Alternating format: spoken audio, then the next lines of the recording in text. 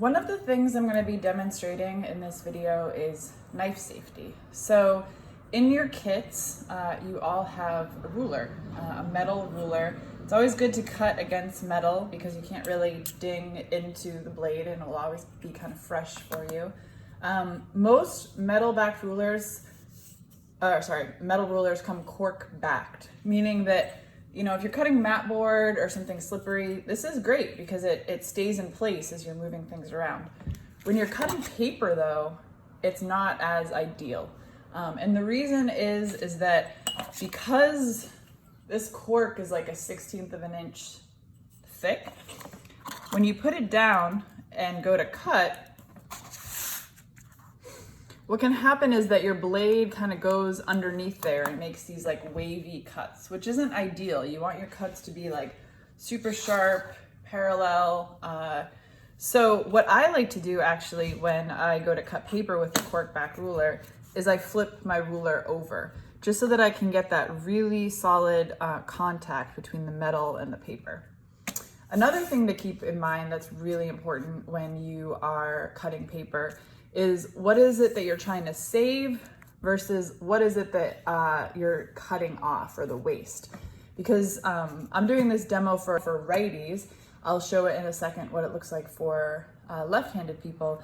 But you want to think about, like, okay, say this is my book cover over here. So this is all the stuff I'm trying to save. This is what I'm trying to trim away. So if you were right-handed, you would put it like this and you would make your trim. Meaning that it doesn't matter if I kind of like wave over here or make my cut slightly not straight, because I still have everything that's kind of protected over here that's good. You can see the difference. Say I was trying to cut this little edge off, not only would I not be able to see what I was cutting off, but chances are, you know, if I went off course at all and started to cut into here, now I'm cutting into my book cover, which is not ideal. So say I wanted to cut 1 inch off of this end of this paper. You always want to be using a pencil, and a well-sharpened pencil. That's why I actually like to use mechanical pencils, because they're always sharp. They come in different lead diameters, and it's much easier, you know, if you're making a mark here on where you want to cut, you want it to be really, really accurate.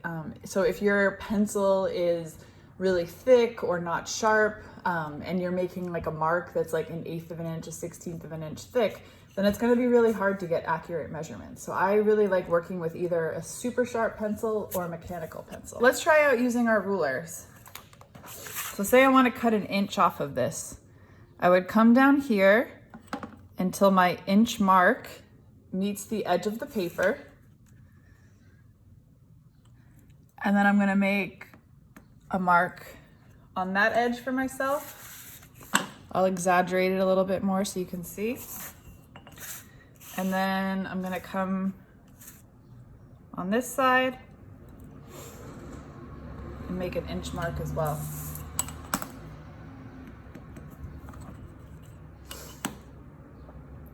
Now I'm going to come and put my ruler on those 2 marks. Again, I'm flipping it so the cork side is face up. I'm holding down with a decent amount of pressure. I always want my fingers to be scooted back from the edge of the blade, at least like 1/2 of an inch, right? So this is where most knife injuries happen, when a person is letting their hand, they don't realize how much it's kind of creeping over here to the side, and they end up injuring themselves.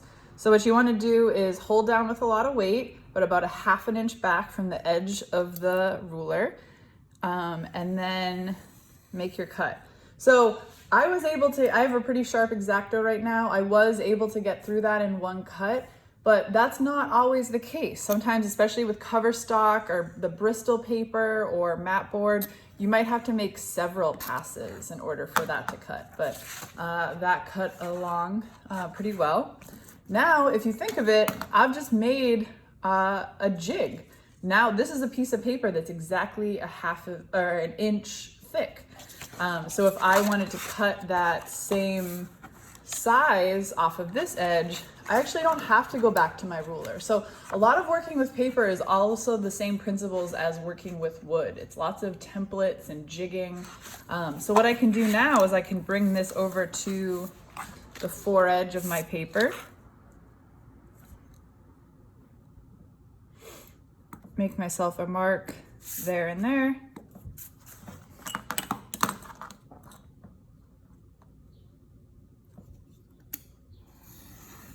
Make my cut, and now my edges of my book are lined up and trimmed down.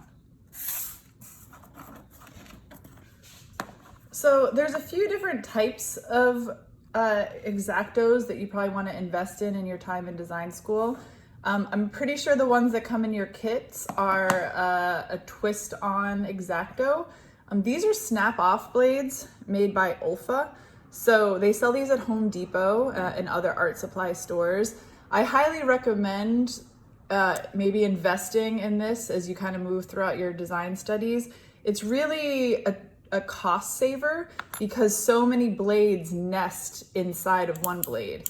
And basically the way that you work it is the tool comes with this in the back, and you can bring it up to here, put it like this, and snap off a blade, and now you have a totally fresh new blade, which is really, really helpful when you're paper cutting, because you want to think of paper, it's almost like a fine grit sandpaper. So your blade gets dull so fast cutting through essentially sandpaper. So you're gonna very frequently be sharpening your knife.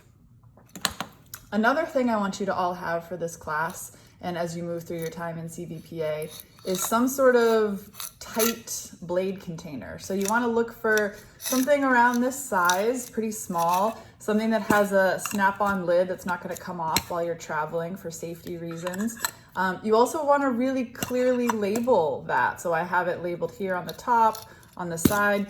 The reason that I want you to label this very clearly is it's going to have a bunch of blades inside. So you want to always be thinking about safety and precaution and kind of labeling things properly in your studio. So the thing that's great about this is that I can just open this up now, take my blade, which is still, pretty sharp, it could still injure me, and put it in there, and now it's safe. It's not gonna hurt anyone.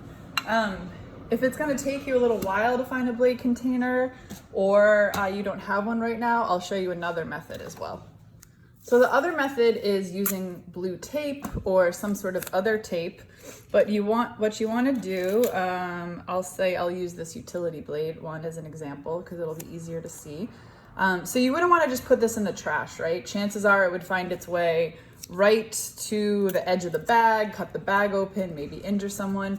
So what you want to do instead is bury this blade inside some tape so it's not as dangerous. So what I'm going to do is I'm going to come over here to the edge of the blade, put some tape on there, and I'm gonna fold this in half, not so that it goes right up against the edge, but almost that there's like a little pocket of kind of like tape and air. And then I'm gonna pinch those around the side, pinch those around the side. And now this is something that could go in the trash a little bit more safely. But again, the best solution is to find yourself a blade container and keep all of your blades in there.